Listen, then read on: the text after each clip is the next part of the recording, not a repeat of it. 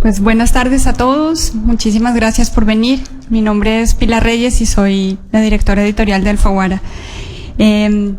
Para nosotros este libro es un acontecimiento importante. Primero le acabo de decir a Alejandro que estoy muy impresionada de la cantidad de público, que no sabía, me hubiera dicho antes que estábamos publicando a un escritor tan famoso en términos de audiencia de público, su presentación, que más parece una estrella del rock, cosa que me alegra mucho.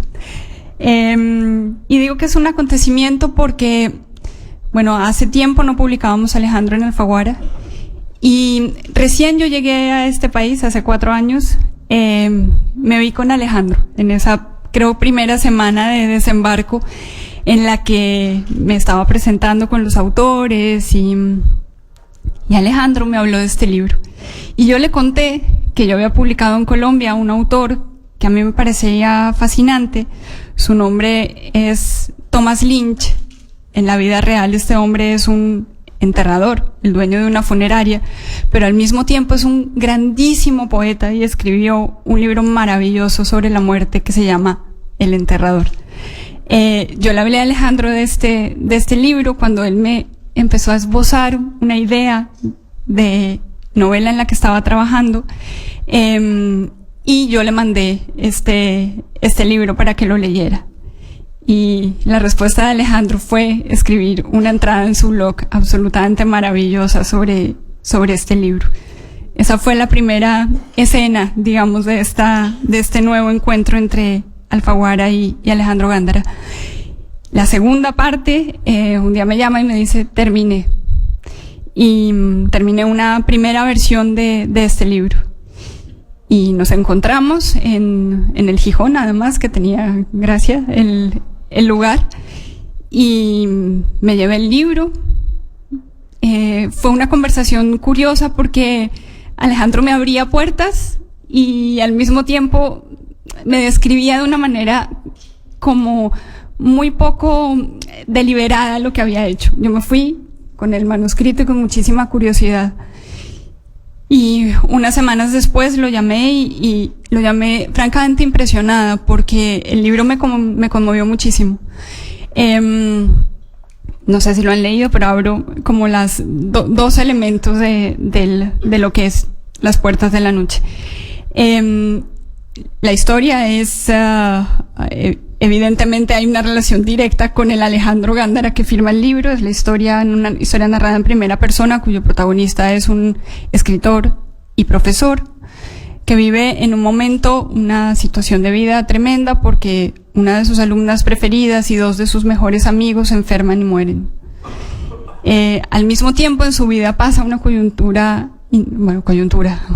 un punto, digamos, muy importante es que él, que es un hombre en la cincuentena, tiene de nuevo una hija pequeña. Y se encuentra en un momento entre esos 2 mundos, la vida y la muerte.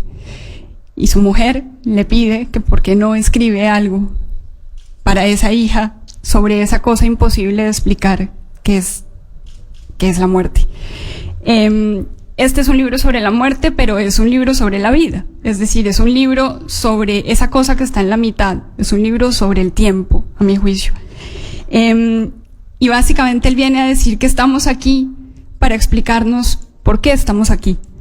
En ese sentido, que el sentido de la vida o su objetivo es una pregunta sobre qué conocemos.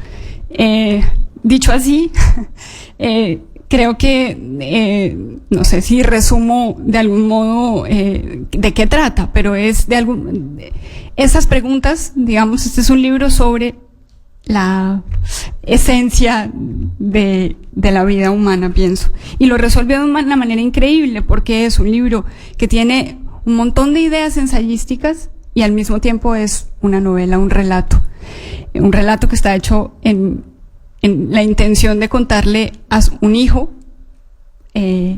una serie de preguntas y una aventura de respuestas. Eso es Las puertas de la noche. A mí me pareció un libro enorme y me parecía que era una muy buena puerta para jugar con el título para que Alejandro volviera a Alfaguara. Así que por eso esta es una noche importante, los dejo con él, les agradezco mucho haber venido.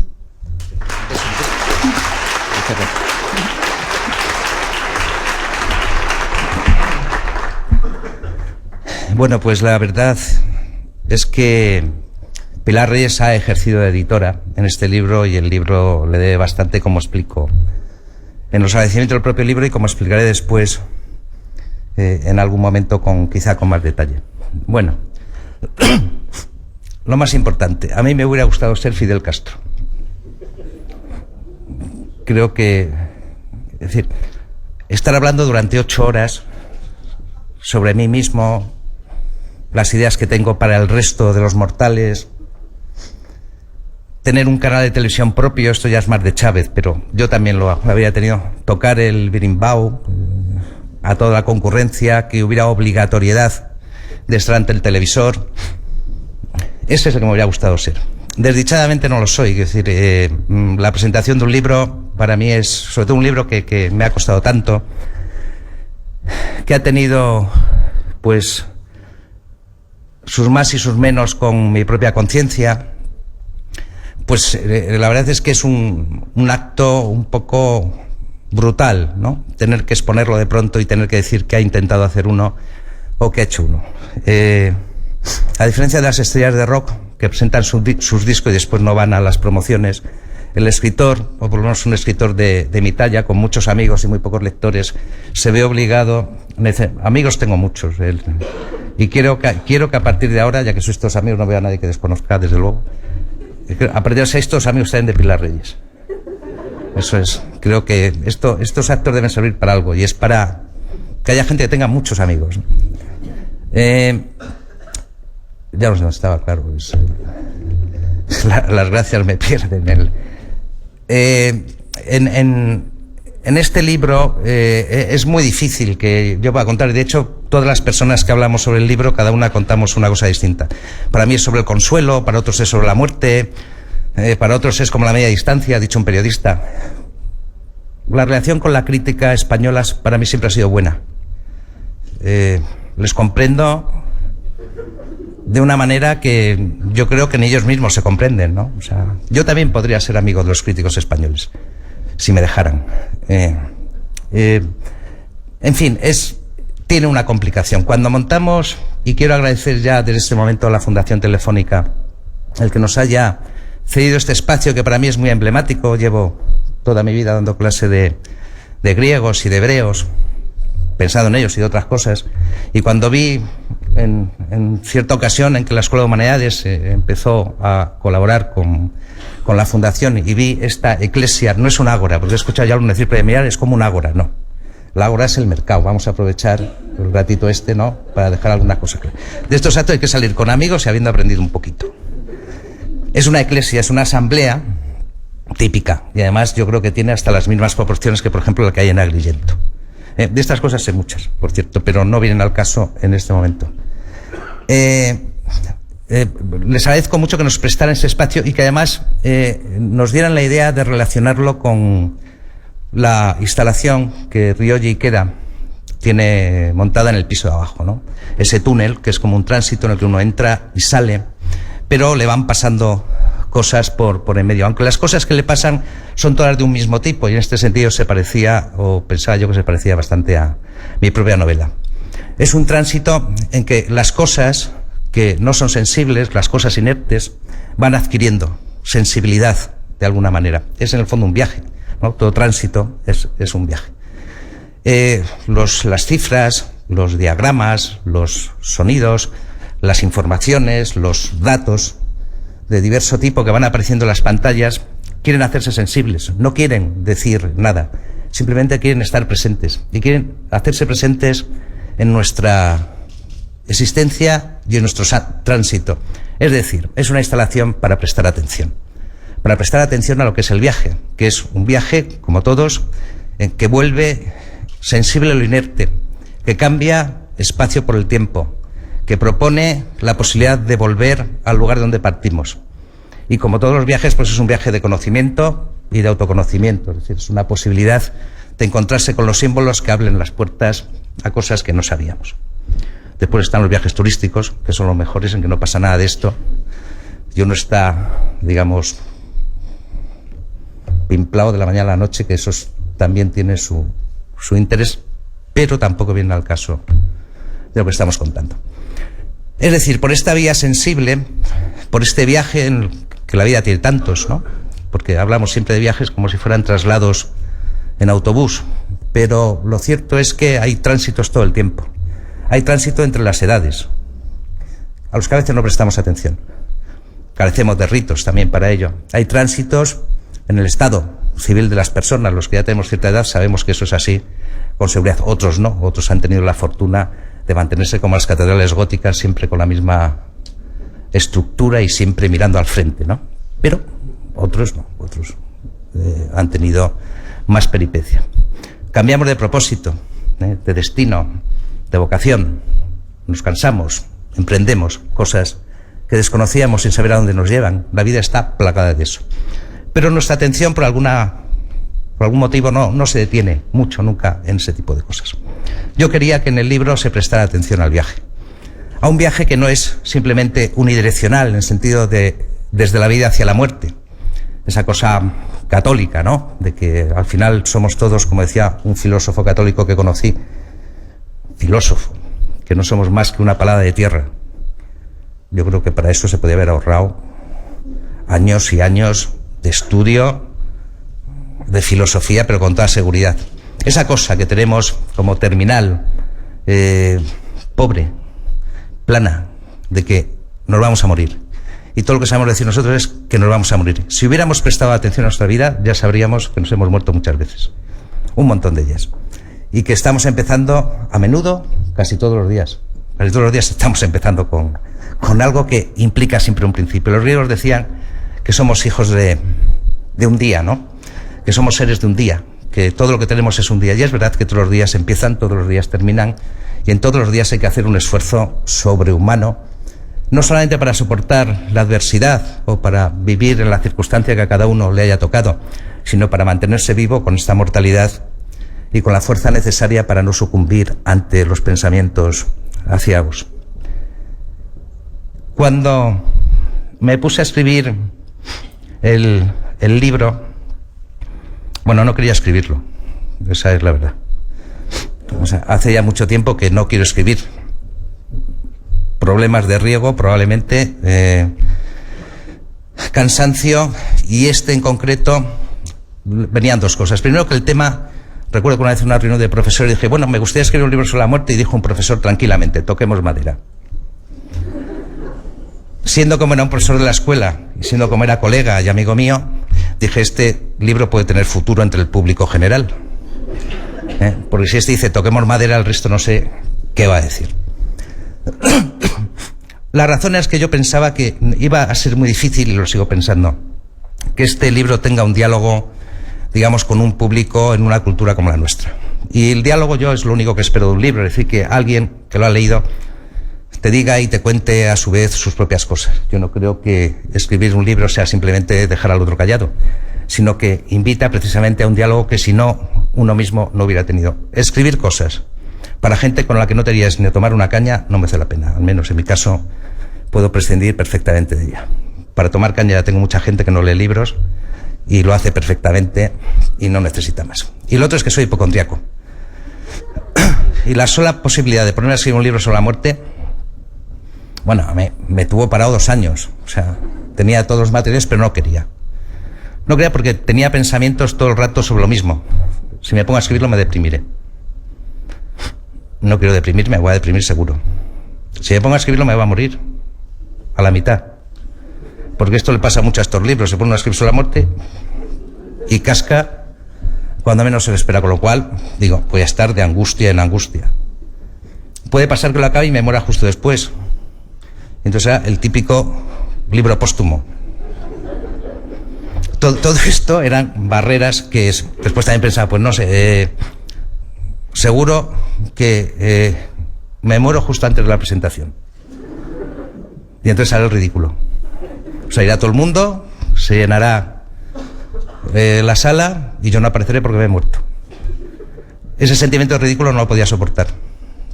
En fin, estaba yo lleno de razones transparentes como estas y que me llegan al fondo del alma y no quería escribirlo. Entonces, bueno, las motivaciones me encontraron a mí, realmente. Yo no fui buscando motivos porque lo dilatado además no hablaba mucho de él. Bueno, pues es verdad que Pilar, un día, pues nos fuimos a tomar un café y como era editora, digo, pues alguna conversación de libros tendré que darle. Digo, pues mira, estaba pensando, pero sin ninguna intención de que la cosa fuera más allá. Pero una semana después tenía en casa un libro sobre uno que además era enterrador. Bueno, para pasar el día temblando ante la posibilidad de empezar la cosa, ¿no?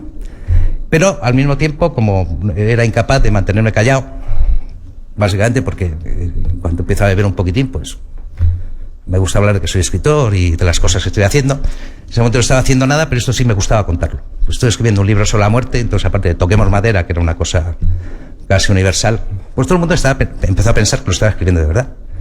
Y entre ellas mi mujer. Dijo, qué buena idea has tenido con esto de escribir un libro sobre la muerte, porque por fin con todo lo que hablas en clase y todo lo que vas contando por ahí y todo lo demás vas a hacer algo práctico.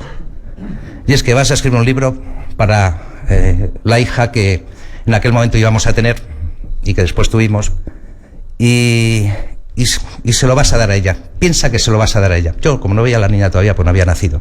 Y tal, seguí demorando el proceso, lógicamente, hasta que la niña nació y siguió naciendo, quiero decir, o sea, y pasó un año y entonces, pues mi mujer me dijo, mira, creo que me lo debes. Estas cosas que los cónyuges se dicen siempre sin saber muy bien en qué consiste la deuda, ni cuándo la contrajiste, ni tampoco porque te lo dice, porque podía no decírtelo, ¿no? Y efectivamente, bueno, pues me dijo, pues no, esto te... Y en ese momento pensé una cosa que, por ir pensando, pero no con ninguna gana de escribir. Digo, es verdad que a los hijos le debemos algo, ¿no? A los hijos los traemos al mundo y les entregamos casi automáticamente un certificado de su mortalidad. Ayer decía un periodista que esta frase se la había repetido, le dijo, no, cuando traemos a los niños al mundo les damos un certificado de su inmortalidad, con lo cual no se entendía nada de lo que venía a continuación, porque no se sabía por qué había que consolar al niño de su inmortalidad. Pero bueno, entonces es verdad que los traemos y les damos la mortalidad automáticamente, pues yo creo que algo a cambio deberíamos darles. Y la cosa que podemos darles, creo yo, salvo que se os ocurra otra cosa, es consuelo, es entereza y es pasión para aceptar que es precisamente nuestra mortalidad lo que nos hace ser como somos, que si fuéramos inmortales seríamos de otra manera, pero en todo caso consuelo. Desde ese momento ya empecé a pensar que cuando escribiera el libro, que sería muy tarde, el libro tendría que tener una estructura de consuelo.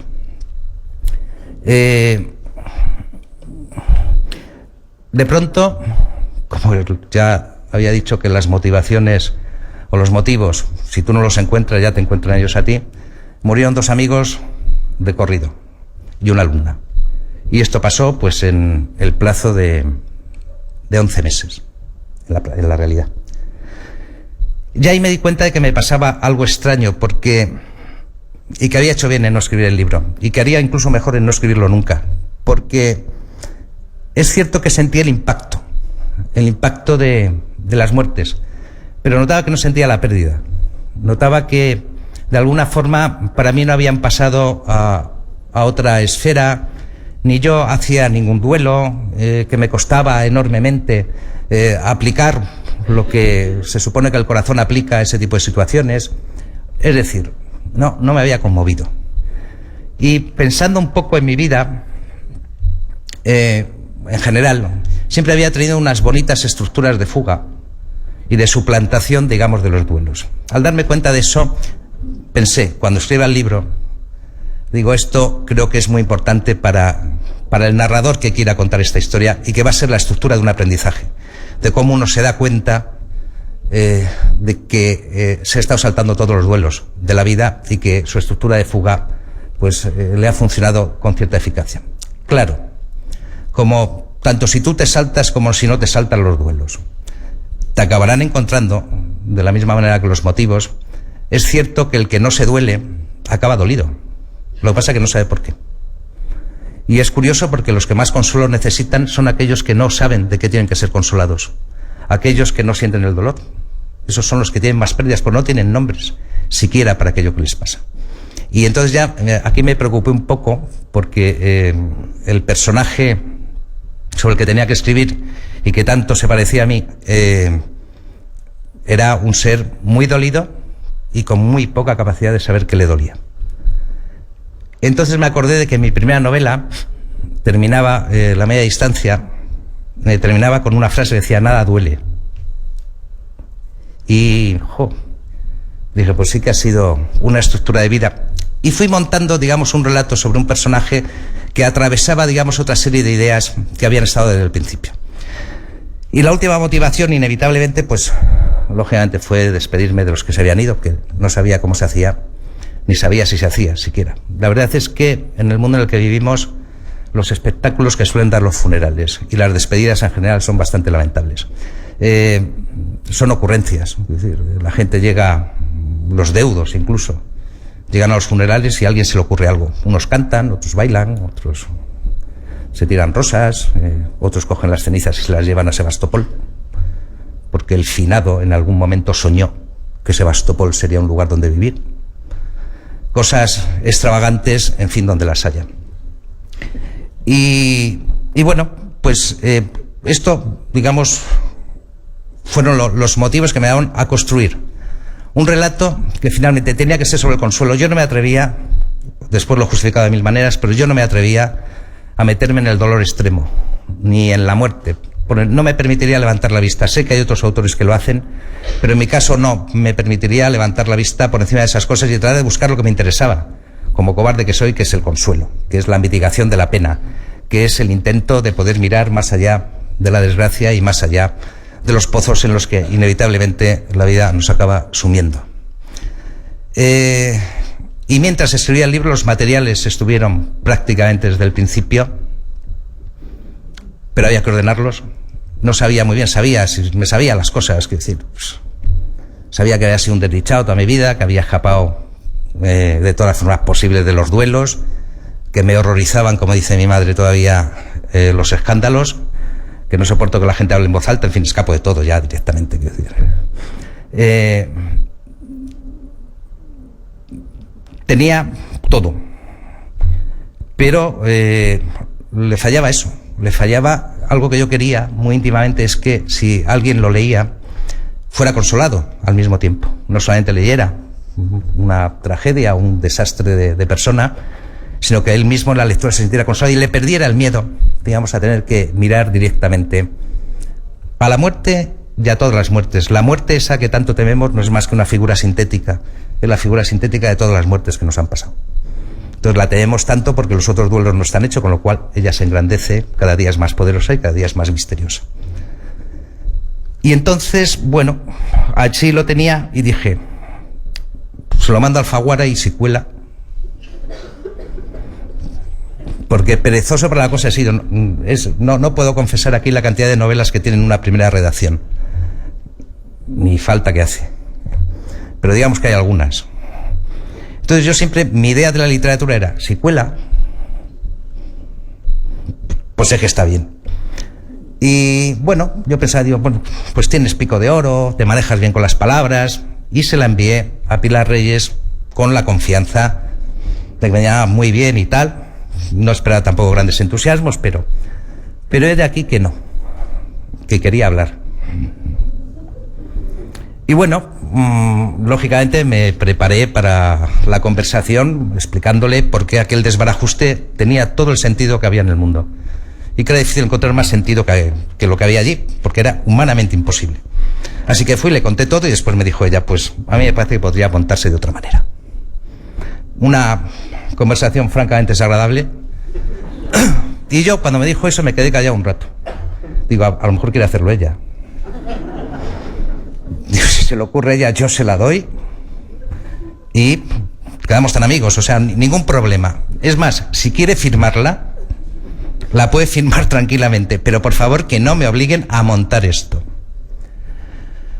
No dijo nada.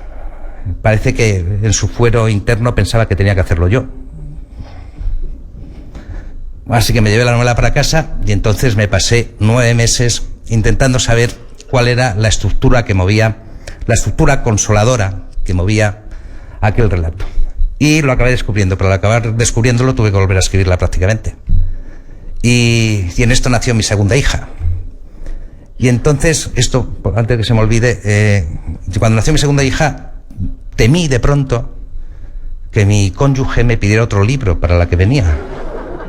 Así que hice una cosa que se puede ver en el libro, que parece realmente excéntrica, y es que puse a mi hija nueva en los agradecimientos. En el último momento. Lean esa línea, porque esa línea es una obra maestra de inspiración. Y dije, de esta manera tengo a todos mis hijos metidos en libros. Ninguna de mis mujeres me va a pedir nunca un libro para ellos, están todos. Y eso fue, tan obsesionado estaba con la idea que efectivamente la última línea de los agradecimientos es para mi hija Cora recién nacida, y se supone que el libro vale para las dos. Está dedicado a Iris, que era lo que me pidió su madre, pero Cora está. O sea que aquí, este capítulo se ha cerrado y no hay ninguna obligación en el futuro de meterse en semejantes empresas. A medida que iba montando la cosa y me di cuenta de algo también muy asombroso. Y es que era un libro de agradecimientos. Porque sí que era sobre el consuelo, es verdad que lo estaba buscando, pero me di cuenta de que gran parte del consuelo procede del estar agradecido, ¿no? De cuánto debía ese libro a cuánta gente, ¿no? En primer lugar a la editora, que debería haberlo publicado ella, en mi opinión, con su nombre, quiero decir, no publicado con su sello, sino ella, pues haberlo entregado a la imprenta, Pilar Reyes, Las puertas de la noche, que hubiera quedado bonito, raro en Alfaguara, va a ser la directora editorial, pero bonito. Sin duda, pero después me di cuenta de que la lista era enorme. Empecé a pensar, por ejemplo, en las personas que habían muerto y sobre las que yo había escrito. ¿Y qué pensarían ellas? ¿O qué piensan? Lo que sea. Que de su muerte hubiera salido una vida. Que era la vida del libro. Aunque me hubieran amargado la mía, que efectivamente su muerte consiguió amargarme la mía escribiendo el libro. Pero que hubieran producido algo, que su muerte hubiera sido realmente un nacimiento de otra cosa. Como en gran medida me pasó con mi hija Iris cuando nació, en la que vi reflejados gestos, movimientos, ambientes que había también compartido con las personas que habían desaparecido. Y me di cuenta de que realmente los muertos se mueren en un sentido, pero en otro se quedan en desdichados como yo, ¿no? Que cogen esa huella o esa llama y construyen de pronto un universo que les pertenece por entero. Porque si ellos no hubieran desaparecido, yo no hubiera podido escribir. Esa era la primera gran deuda que veía de pronto en el libro, atravesándola por entero. Después me di cuenta que yo tampoco hubiera podido escribir ese libro si en la Escuela Contemporánea de Humanidades no hubiera unos seminarios de investigación, sobre todo uno, que dura desde hace 8 años y que, por razones del tipo que sean, ha hecho que pues 17 personas lleven pues 8 años investigando las relaciones entre los sentimientos antiguos y los sentimientos contemporáneos. Y que eso lo hayan hecho porque a mí se me haya ocurrido. Ciertamente, hoy en día, no es que las relaciones sean buenas tampoco, es decir, tampoco vamos a engañarnos después de 8 años, pero es un sitio como el que ya no me escuchan, me miran fijamente, quiero decir, hay una mirada de órbita fija que indudablemente significa que están allí, pero yo noto que están pensando en sus cosas, lo cual me da una libertad enorme para hablar. Pero como sabes que nadie te escucha, no tienes, digamos, ese temor, ¿no? A que en algún momento pues alguien te diga que has dicho una tontería, ¿no? Me han permitido realmente expresarme. Creo que a ellos les ha pasado de cierta forma algo muy semejante. Y que este seminario con el que hemos viajado pues a todas partes del mundo, que ha estudiado a los griegos, que ha estudiado los hebreos, los alquimistas, el siglo XX, yo qué sé, hasta los hombres lobo ha estudiado, y que ahora está en la zona de imaginación, de las relaciones entre la imaginación con el mismo sistema, creo que este libro hubiera sido directamente imposible sin la generosidad de unas personas y de una institución que me permitió hacer simplemente lo que quisiera. Y esto me parece que es un regalo que la vida ofrece pocas veces, el que a uno le digan, bueno, haz lo que quieras, ¿no? Y que haya gente allí para verlo, claro. Pues no puede hacer lo que quiere siempre en su casa y sin que le vea nadie, pero bueno. Hay otros seminarios en la escuela, hay un segundo seminario que lleva 5 años, que está haciendo el mismo trabajo, se nutren mutuamente, y realmente me di cuenta de que eso lo debía agradecer también. Agradecer mucho. después, claro, empecé a pensar inevitablemente pues en mis padres y en mis predecesores, en mis abuelos. O sea, había capítulos dedicados a ellos y había incluso no capítulos dedicados a ellos. Empecé a pensar en mis hijos, ¿no? Que, bueno, pues hemos tenido una relación padres-hijos normal. Es decir, ellos hablaban, yo miraba la televisión, yo hablaba, ellos miraban la televisión. Quiero decir, aquí no ha habido más. Y con el tiempo, pues, está la cosa de la contigüidad, ¿no? Que es que, lo decía Goethe, si tú todos los días paseas alrededor de un árbol, tú te acabas enamorando de ese árbol. Si tú todos los días pones a comer en tu mesa a 2 hijos, les acabas cogiendo cariño. Pero mucho cariño. Cuanto más tiempo pasa, más cariño. Pero no es porque haya una relación personal, simplemente es porque están todos los días a la hora de la comida y a la hora de la cena, sin fallar. Entonces esta gente, claro, es entrañable, es decir, se mete dentro de ti, crecen dentro de ti, eres como un árbol que contiene todo tipo de frutos y semillas. Los hijos son eso. Bueno, pues estos, inevitablemente, como nos ha pasado a todos los que hemos tenido hijos, nos obligan a pensar en lo que no queremos. Porque es una sucesión de chorradas tan enorme en periodos tan largos de la vida que parecen no acabar nunca, que uno es como ver Sálvame Diario, con perdón. Si uno se pone ahí todos los días, acaba enganchado porque está en su casa, porque son gente que le habla de sus cosas, uno la escucha, acaba con una vinculación con ellos, ¿no?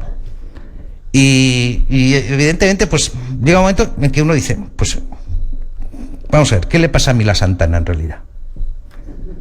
¿Cuál es la razón? La verdadera razón. No las razones que dan este y el otro, el Kiko Matamoros, no. La razón que hay en este ser. Y uno, claro, sin quererlo, se pone a pensar y descubre cosas. Bueno, pues con los hijos pasa lo mismo. Uno descubre cosas. Que al cabo del tiempo a uno le parezca esas cosas, mejor no las hubiera pensado en su vida. O que eso no ha ido a ninguna parte jamás. O que esas conversaciones han sido una pérdida de tiempo, miserable. O sea, para todos, incluidos los propios hijos, no quiere decir nada. Porque el cariño está por encima de todo. Y ese afecto hay que preservarlo. Y ese afecto de dos que no se entienden, pero que lo comparten todo, es inequívocamente la forma de amor contemporáneo que nosotros conocemos. Un libro sobre el agradecimiento. Me di cuenta de qué es lo que era y no era otra cosa. De tal modo que diría, por un lado, que todo el libro pues empezó con un chiste y acabó con otro. A mí recuerdo que cuando empecé a escribir, alguien me dijo, pues cuenta algún chiste de vez en cuando, porque era muy plomo hablando. Entonces trata de colocar algún chiste y yo solamente me sabía uno, y además uno que me hacía muchísima gracia, solo a mí, que era el chiste del suicida, ¿no? Que es uno que se tira de lo alto de una iglesia, se estrella y cuando está pues en el suelo, pues, destrozado, o sea, ensangrentado, con las tripas por fuera, la gente se acerca y lo mira, y en eso que llega la autoridad municipal aparte y le pregunta al suicida, pero usted, ¿qué ha pasado aquí? Y dice el suicida, a mí no me pregunte, que yo acabo de llegar. A mí, yo me moría de risa con ese chiste. Y lo contaba siempre, me parecía que pues un poco el personaje de la novela sale de ahí, ¿no? De a mí no me pregunte, que yo acabo de llegar. Y el otro es el del aterrizaje del avión que se estrella, ¿no? Que también me hace mucha gracia. Y es este que en un avión pues pierde los dos motores y se va a estrellar. Y hay uno que no se ha enterado, que lleva los cascos puestos, ella está allí tan feliz que baja de prisa y le pregunta al de al lado, ¿vamos a tomar tierra? Y le dice el otro, ¿tierra? Te vas a hartar. Pues el libro empieza con uno que a él no le pasaba nada porque acaba de llegar, y acaba con otro que se va a hartar de tierra, pero vamos. Y la segunda cosa que quería decirles ya para terminar es que, bueno, pues del libro del consuelo se pasó al libro del agradecimiento, y al final la vida es consuelo y agradecimiento. Y yo creo que eso hace perder, en parte, el miedo a la muerte. Bueno, voy a dar paso a los dos actores profesionales, por supuesto, que he traído para este momento, que son Mariana Santiesteban y José Luis Corrales, que van a leer el prólogo y el epílogo del libro. Un prólogo, digamos, que se dirige a todos nosotros. Pensé que debería leerlo alguien joven, alguien que estuviera todavía, digamos, empezando la vida, alguien que le diera al texto la fuerza de lo desconocido y de lo que comienza, porque el texto cuando se lee pues así pues parece escrito por alguien más mayor, pero creo que suena mejor en la boca de alguien joven. Y José Luis Corrales, que es compañero, colega, en fin, ya muchas embarcaciones hemos hundido, me pareció que podía leer el epílogo, que es a los que van a morir. No, ella va a leer, ella va a leer a los que van a morir, él va a leer a los que van a vivir. Que se supone que la parte final es cómo podríamos hablar con alguien joven. Con un hijo no, ya he dicho, con un hijo no se puede hablar. Quiero decir, pero quizá con los hijos de otro. ¿Cómo se puede hablar con alguien joven de ello, ¿no? De la muerte, porque el otro día me preguntaba un periodista, murió el abuelo de mis hijos y bueno, me planteé qué decirles. Y es difícil, es decir, no es nada sencillo, ¿no? Bueno, ¿cómo introduciríamos en un niño la conciencia de su mortalidad? Porque creo que es algo que les debemos, tanto las personas que enseñan, como los padres, como todo el mundo debemos algo a los que empiezan, ¿no? Así que les dejo con ellos y verán lo bien que lo hacen.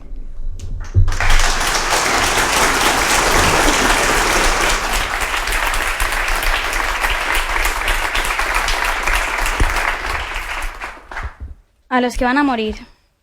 Estamos aquí, en este mundo, para saber por qué estamos aquí. No cabe otra razón, no hay mejor razón. Sentido de la vida y objeto de la existencia. Nacemos para conocer. Y vamos creciendo. La flecha del tiempo es la flecha del conocimiento. Flecha, lo que atraviesa. Pero no es lo que se sabe, no es lo que se puede aprender, ni lo que decimos, ni lo que creemos. Es lo que sentimos, es el sentido que sentimos, sentimiento, lo que nos atraviesa. Nos preguntamos para qué sirve conocer, y quiénes somos nosotros, los que se preguntan. Nosotros somos los que van a morir en un universo que permanecerá cuando nos hayamos ido y que nunca entenderemos del todo. De modo que hay una respuesta. El conocimiento sirve para aprender a morir y el conocimiento sirve para distinguir lo que podemos llegar a saber de aquello que no sabremos nunca. Lo primero nos quita el miedo, lo segundo ahorra dolor. Pero no es más que una búsqueda.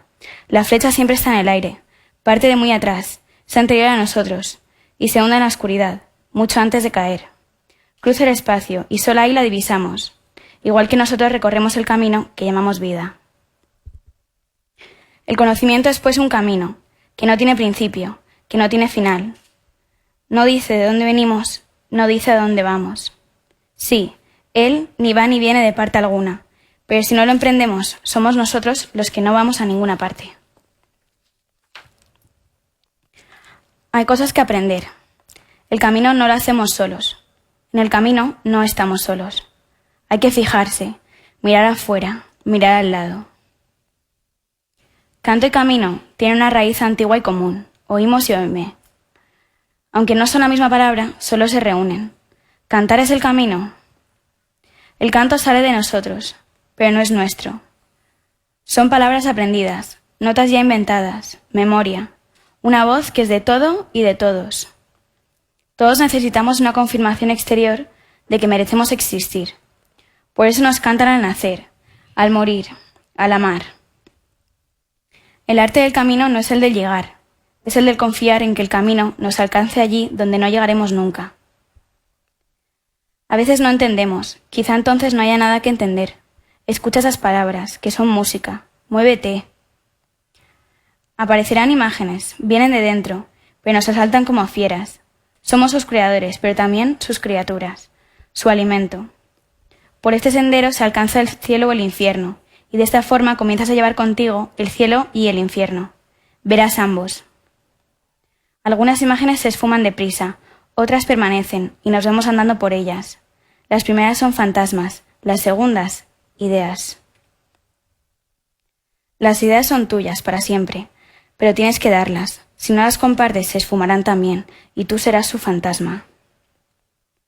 Usar las palabras para alcanzar la idea, y luego, con determinación, alargar la mano y rozar el mundo con la punta de los dedos. No hay más. Es todo. Tocar por un momento, ver que lo has tocado y seguir andando por el camino. Claro que hay dolor, pero el dolor nos apega a la tierra. Dice de dónde estamos, nos orienta, pone precio justo a las cosas. La vida es un cuento contado por un idiota, llena de ruido y de furia. Nada de cuentos, pues, un poco de silencio. Pero no nacemos solos, no morimos solos, no nos consolamos solos. Fíjate, hay que conseguir no hacerlo más difícil. La felicidad no es placer ni éxtasis, es poder ver juntos el sufrimiento y la dicha, es la visión de lo que no puede estar separado. Distinguir dolor y daño. El dolor pertenece a la vida, el daño es lo que hacemos con el dolor. Si ves demonios, te llevarán de los pelos al infierno, si ves ángeles, al cielo. Ten cuidado con lo que miras, más aún con lo que ves. El infierno de los vivos no es algo por venir. Hay uno, el que ya existe aquí, el infierno que habitamos todos los días, que formamos estando juntos.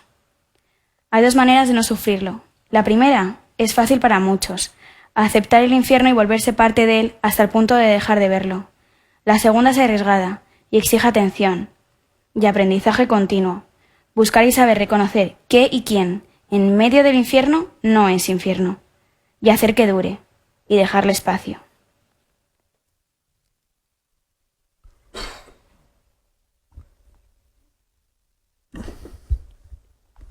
A los que van a vivir. Fíjate bien, cuando alguien se ha ido, le seguimos recordando. No está aquí, pero sí está con nosotros. Se ha vuelto invisible, pero le vemos al cerrar los ojos. Si haces un esfuerzo más, escuchas sus palabras, aunque ahora no está hablando. ¿Quieres tocarle? Continúa con los ojos cerrados. Escucha las palabras que ahora no está diciendo y alarga la mano. Si volviera el que se ha ido, nos pondríamos muy contentos. Sin embargo, ya no tendríamos su recuerdo, pues no lo necesitaríamos. Perderíamos su cara cuando era invisible, sus palabras cuando no hablaba, la mano que lo tocaba cuando no estaba. Aprende esto. Cuando alguien se va, siempre se queda. Y cuando alguien se queda, hay otro que se va. ¿Quieres saber quién eres? Pues responde. ¿Tu cuerpo ha salido de otro cuerpo? ¿Y si ha salido de otro cuerpo? ¿Ese otro cuerpo salió de algún otro? ¿Y el otro de otro y así siempre? Si es así, entonces tu cuerpo no es solo tuyo, sino que es también de todos los anteriores, pues salió de ellos. Si te apetece, puedes pensar que ya estabas en ellos antes de nacer, o que ellos están en ti, aunque ya no vivan como vives tú. ¿Quieres saber quién eres? Dime. ¿De dónde salen esas palabras que estás aprendiendo? ¿Las inventaste tú? ¿Tú inventaste la palabra caramelo? ¿Y la palabra lápiz? ¿Y la palabra jugar? Ah, no fuiste tú. Pero tú las dices como si fueran tuyas. Y a veces esas palabras te hacen reír y otras veces te hacen llorar. Y eso sí que parece tuyo. Pues fíjate, lo que parece tuyo y de nadie más, puede que no lo inventaras tú. Puede que te lo hayan dado. Puede que se lo debas a otro. Puede que tú no seas tan tú como crees. ¿Recuerdas cuando eras un bebé? ¿No lo recuerdas? Vaya. Pero sabes que fuiste bebé. ¿Y el día en que te pusiste a caminar? ¿Tampoco? Sin embargo, sabes que ese día existió. Eres joven y ya tienes muchas cosas que fueron y que ya no son. Algo de lo que fuiste no lo eres ya. Te harás mayor y luego aún te harás más mayor. Y dejarás de recordar todos los que fuiste y serás como si no hubieran existido. Y tú serás muchos que no existen. No tengas miedo a la muerte, pues has tenido muchas y hasta ahora lo has hecho muy bien. Y sigues estando aquí. La muerte no es lo desconocido, sino lo conocido, porque ya has pasado por ello. Cuando alguien te diga, ¿vas a morir?, contesta que eso lo has hecho desde siempre, que eso no es algo que pasará, sino que ha pasado. Hay que despedirse. Ahora tienes que despedirte del amigo que se va. Tienes que saber que él se va. Tienes que saber que tú también te vas de él. Di adiós y mírale a los ojos. Vuelve a casa. Escucha ese silencio. Más terrible que la ausencia es que no sepas cómo se van los que se van. ¿Cómo te vas tú? Prepárate para lo que pueda pasar. Eso te permitirá pensar en las cosas. Pero no te prepares para el dolor, porque cuando llega no tiene nada que ver con lo que has pensado. Si creías conocerlo, entonces te hará sentir débil, temeroso, fracasado. El dolor es lo que no puede ser pensado. Tampoco lo merece. Hoy estás triste, me lo has dicho. Te has levantado temprano, has ido al colegio, has vuelto y ahora estás aquí, en tu cuarto, mirando de lejos tus juguetes y tus libros, como todos los días, uno tras otro. Estás triste. La tristeza es un pájaro en su jaula. Quizá tú también creas que estás en una jaula y que no hay nada más que la jaula. A veces es así. Ahora piensa que tu jaula está en tu casa, que tu casa está en tu barrio, que tu barrio está en la ciudad en la que vives. Mira tu jaula desde el barrio y después desde la ciudad. Hay cosas más grandes que tu jaula y puedes mirar desde ellas. Ahora mira tu ciudad desde el cielo y el cielo desde las estrellas y las estrellas desde el último planeta que hay al final del universo. Ahora vuelve a mirar tu jaula. ¿Dices que no puedes verla? Tal vez no exista ya, o tal vez es que te has echado a volar y estás demasiado alto. A lo mejor la jaula existía porque solo eras capaz de mirar la jaula desde dentro. El sitio desde el que miras cambia las cosas. ¿Sigues estando triste? Claro que sigues estando triste. Pero esa tristeza no es la misma de antes, ¿verdad? Esta la puedes soportar. Tienes ganas de llorar. Llora cuanto quieras. Estoy seguro de que lloras por algo. No te olvides de llorar. No salgas a jugar, ni vayas con tus amigos, ni enciendas el televisor para no tener que llorar. Llóralo todo, hasta que no te quede una lágrima. Y así no tendrás que pensar todo el tiempo en el llanto que no hiciste, que no quieres, que te duele. Me cuentas que tu amigo está muy triste y la desgracia que le ha ocurrido. Preguntas qué puedes hacer. Primero aprende que tú no puedes arrancarle su dolor. No puedes. Esto es importante. Luego aprende que el dolor dura. Esto también es importante. ¿Qué hacer? Quédate a su lado. No le des razones ni explicaciones, porque seguramente él ya se las ha dado a sí mismo y no le han servido de nada. Tampoco produzcas la impresión de que tienes prisa, de que quieres que se le pase rápido, como si te molestara estar con él cuando se pone triste. Lo único que puedes darle es tu presencia y tu calor. Demuéstrale que tú eres algo que nadie le puede quitar. Eso será un gran consuelo. No todo el mundo tiene algo que nadie le puede quitar.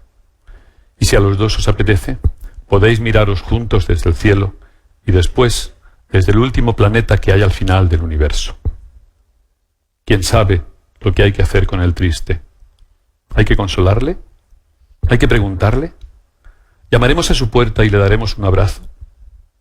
¿Nos mantendremos discretamente aparte? ¿Quién sabe?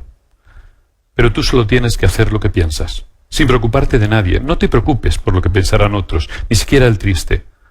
Haz lo que piensas como si no tuvieras que rendir nunca cuentas a nadie, como si fueras a quedarte a solas y para siempre con lo que has hecho. Ten fe en lo que te dé consuelo. Todo lo demás no necesita tu fe. Ya es como es, y tú no le importas. No naciste solo, no morirás solo, no te consolarás solo. Estás cambiando de sitio cada pocas horas y todos los días, y tú eres distinto en cada sitio sin dejar de ser tú. Eres la suma de todos esos sitios en los que cambias. Pero tú verás cómo haces esa suma, pues has de sumar seres distintos. Fíjate en un jardín. Hay cielo y tierra. La tierra está labrada y florece. Además, hay agua en la fuente y en el estanque, hechos de piedra. Como piedra es el muro que lo rodea. La tierra del jardín es todo eso. Flor y árbol, agua, piedra. Y el cielo también está labrado. Hay astros como la piedra, firmamento como el agua, constelaciones como árboles. Solo que cuando la tierra se haya agostado o abandonado, el cielo seguirá ahí. Por eso un jardín es la belleza que desaparecerá y la belleza que permanecerá. Si quieres mirarlo de verdad, has de mirar a la vez arriba y abajo, pues al jardín pertenecen tanto su tierra como su cielo, y tu vida es tu jardín. Yo me acuerdo de todos los que tú has sido. En tu vida habrá mucha gente que sepa quién has sido, de modo que tu historia estará repartida por ahí, en la imaginación o en la memoria de los que te conocieron. Y es de ellos tanto como tuya, quizá más, porque tú a veces olvidas. Cada uno tiene un trozo de ti, y entre todos tienen muchos trozos, quizá más trozos que tú. Así que debes preguntarte si tu historia es tuya. Además, en cada recuerdo sigues vivo como eras. Tú ya no eres el bebé que yo recuerdo, pero continúas siendo bebé en mi recuerdo. Así que ahora eres como tú, ahora, y eres tú como el bebé que fuiste. Y lo mismo pasará con todas las edades de tu vida. Alguien se acordará de cómo eras y permanecerás de esa forma, sin cambiar, y parecerá que eres eterno muchas veces, en muchos sitios, muchas veces tú y distinto. ¿Miedo a la oscuridad? ¿Temes lo que no ves?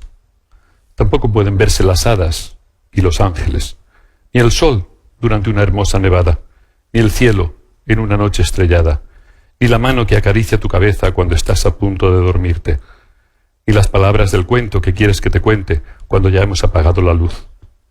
Lo cierto es que amas muchas cosas escondidas, pero eliges el temor. Es asunto tuyo, si cuando estás a oscuras piensas en ángeles o en demonios. Lo que ves y lo que no ves. Con eso se hace la vida. Pero no se sabe si se ven más tus recuerdos, tus sueños, ese en que te quieres convertir, o se ve más la ropa que llevas para estar guapo, la película que tanto te gusta, los maestros que te enseñan números y palabras. No, no se sabe. Están demasiado juntos. Quizá ocupan el mismo sitio. Igual que cuando miras un rayo de luz, no sabes si lo que brilla en su interior son infinitas motas de polvo o es una tropa de ángeles.